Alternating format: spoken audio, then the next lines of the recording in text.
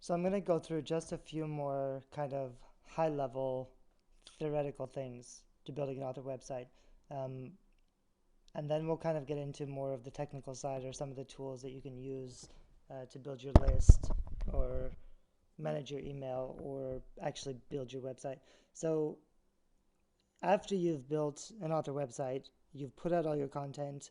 Obviously, it's a long term game, but if you set it up right, it will just keep working for you and it will take a lot less effort and all of the things that you do will be much more impactful and powerful. So you want to set it up the right way and you want to spend some time on it, but you don't want to spend a lot of time doing the wrong things without fixing the holes in your platform. So that's why this course is kind of a really good introduction because it'll give you a solid platform that holds your readers. Of course, it's all about the book, though. If you don't satisfy the readers with your content, if you don't write books that your readers love, marketing can still help. You can still make a lot of money with, mediocre books in some genres. So don't worry about like your writing not being good enough. Just write as well as you can and put it out there and do the best job you can. And you can still make quite a bit of money if you build your platform the right way. But everything will be easier for you if you focus on building relationships with readers. And that's really about giving more. So you always want to be asking about not how much I can make or how much I can earn, not about asking for favors or asking for help or asking for reviews. You don't really want to ask at all. And that's why I feel like a lot of authors will say things like, how do I get more confidence for book marketing? Because they feel insecure when they have to ask people to share their content or share their book or buy their book or review their book. And they should feel insecure because they're asking for things and they're not giving anything back. They feel insecure because they know they're taking more than they're giving. And that's not a good position to be in. It doesn't make you feel good as a person, and it's not good for business. So you need to sell less and you need to focus on giving more. And you also have to give a shit, which just means you have to care whether or not your readers are happy with your writing. And a lot of writers think about that, but they still just want to write the books that they want to write. And if the reader doesn't like it, or the reader didn't get it, or they get a bad review, they won't sympathize with the readers. They'll just think, well, that asshole reviewer didn't understand my book, or he didn't get it, or he didn't read the whole thing. It's very easy to get defensive, and that's dangerous. You have to give a shit if you want to make money as an author, if you want to make a lot of money, you need to be writing books that your readers love. It doesn't mean you need to sell out and write books for a particular market. Although personally, I think you should be writing books for a particular market. I think it's just so much smarter to be writing things that people want instead of writing things that you think might be a good idea and finding out that nobody wants to read. Because then, like if you're building a business, and we see this all the time, there's always that guy who spends $20,000 and 5 years building something that nobody wants, and he never just figured out that nobody would want to pay for the thing that he's building. Um, that's how most authors operate. It's a really bad model for business.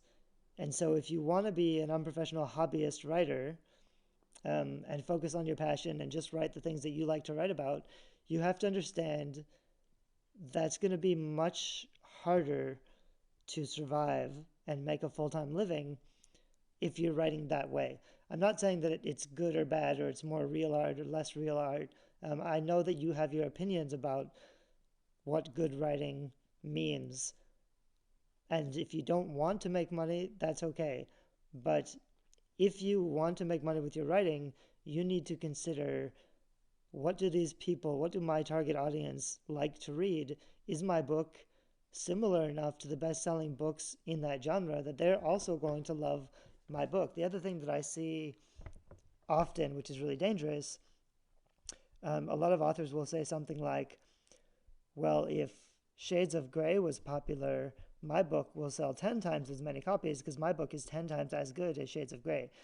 The problem with that is that if readers liked Shades of Grey and you're writing something different that you assume writers are going to like more, you're making vast assumptions about your readers that probably won't pay out. You're expecting readers to enjoy a better written book or a book that you feel is higher quality. And that's probably not actually going to be true. There's a reason that certain books sell a lot of copies. And it's because readers like those books.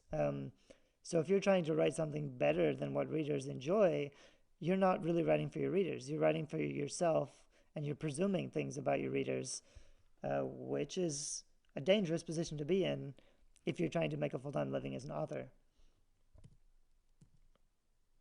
Let me go on to the next one.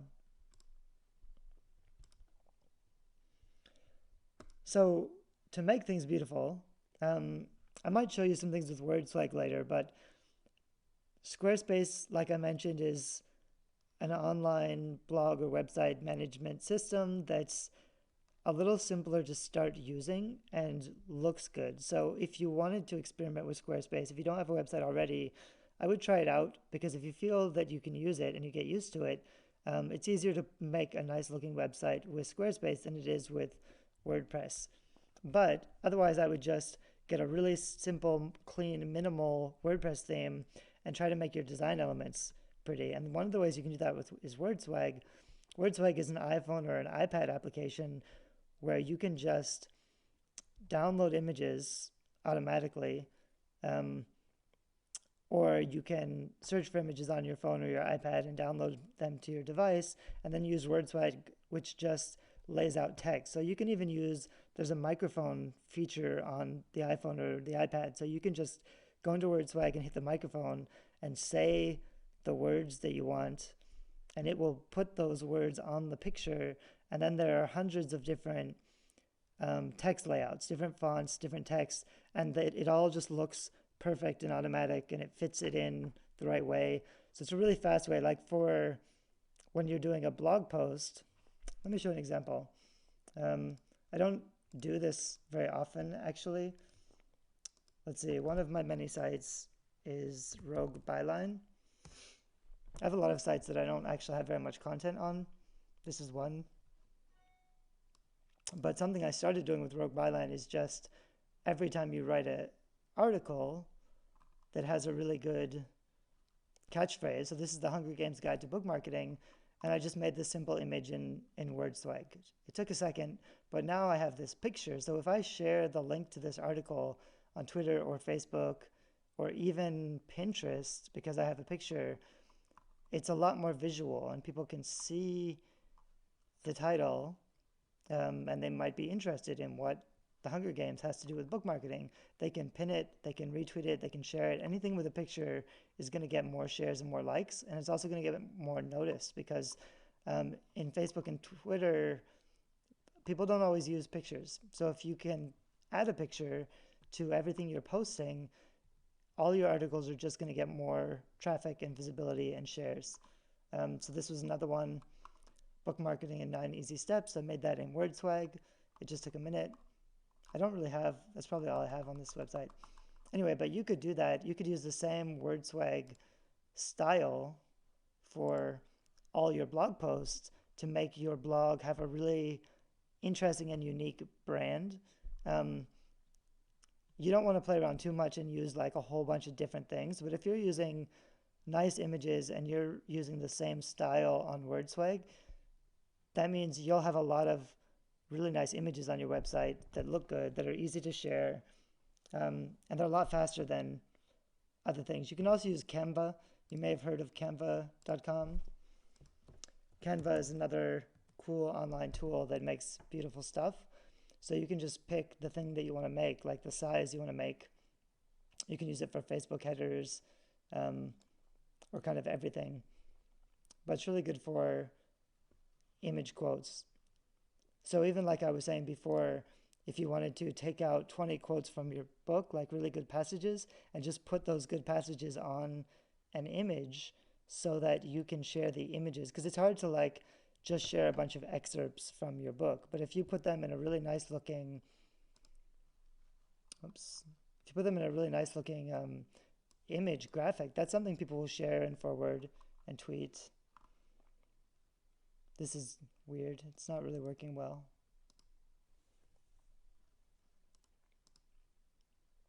Anyway, you can check out Canva sometime. Maybe I'll edit the link down below. I also have an online graphics editor on my site.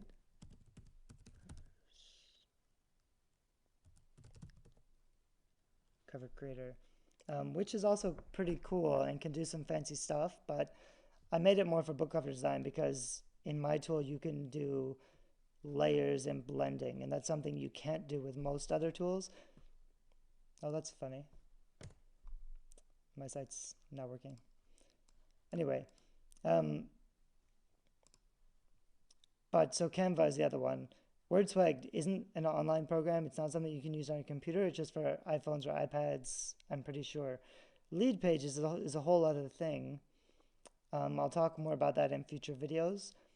But the reason that it works really well, I'll show you a couple sites, maybe. So like on my site, I used to just have this opt-in box where you can opt in. But now I also have these free email series.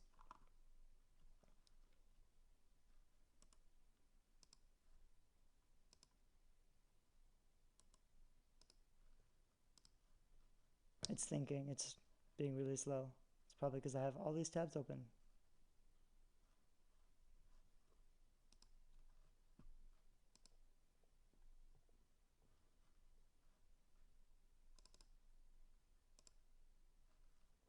Huh. Well, it looks like my websites are not working, so I can't show you what I want to show you. But I'll make another video about Leadpages. It's basically just a way to make really nice looking landing pages or pop-ups. But if you use the right tools, you can make things that look well designed. And that's much easier than if you're just starting with a blank canvas and doing it all by yourself without a template. It's going to be much harder for you to make well-designed things because design takes a lot of time to learn. It's like speaking a new language. So you can either, use an automatic translator where you can just type in English and it will speak in German, or you can try to learn German yourself and speak it by yourself, and you're going to make a lot of mistakes and not everybody's going to understand you. So that's why if you can find tools that make it easy to make things look good, you should use them. And I'll link to a bunch of them down below so you can find out what those are. These are a couple of things I also made in WordSwag. I'd made a cover for one of my books. Let me show you on Amazon. One of the books I made, which is kind of my manifesto from my blog, is something called You Are Fucking Awesome, How to Do Something That Matters. And I made a cover by myself, which I thought was fun and funny, but it actually wasn't that great. So I made this one, and I just made that in WordSwag. So I made it on my iPhone in 5 minutes, and it's decent. It's fine for a nonfiction cover for the genre. It's pretty good. So I left it. But you can do a lot of good things with WordSwag. Anyway, finally, make them feel it. That just means you're responsible for the emotion that people will feel when they come to your website. So if you're writing horror, you need people to feel afraid or terrified, and that's difficult to do. You can do it with nice pictures. So even if you just pick a simple minimal theme, but you add a lot of nice pictures, you can still make them feel the way you want them to feel. Here's one of the websites that I have. So for example, if I click on the button, I get this pop-up. And that's part of Leadpages.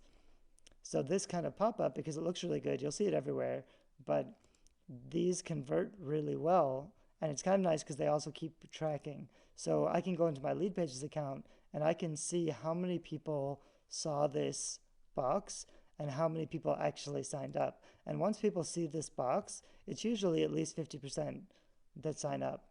So it converts better than just having an opt-in on the side of your website. But what was I talking about? I was going to show you DIYbookformats.com because I redid some stuff on this recently, and all I did was add some nice pictures, basically. It's the same thing with creativity. A lot of people tell me this is a really, like, they love my site because it looks so good, and I say, basically all I did was take a nice picture of a beach and I put it on the top, and that's why it looks so good. It's because it's a nice beach picture. So having the right images that represent your brand and make people feel a certain way is really important for branding. But then you don't want to get too messy. What a lot of people do with their banner is they'll try to make a collage. I actually tried to do that the first time I made this website. I made this huge messy collage with a whole bunch of stuff to represent art and writing and everything. But this one simple beach picture works so much better than that messy stuff that I tried to make before, and just really clean, simple text. So you don't have to make anything like this, but you want to use images that make people feel the way that you want your brand to be associated with. So here's this other site. It's nothing fancy, but I just added a few pictures. This is a book formatting site, but having a few pictures with books really helps to make people feel a certain way, so that it's not just a lot of text. Because if it's just a lot of text, you won't get them to feel anything.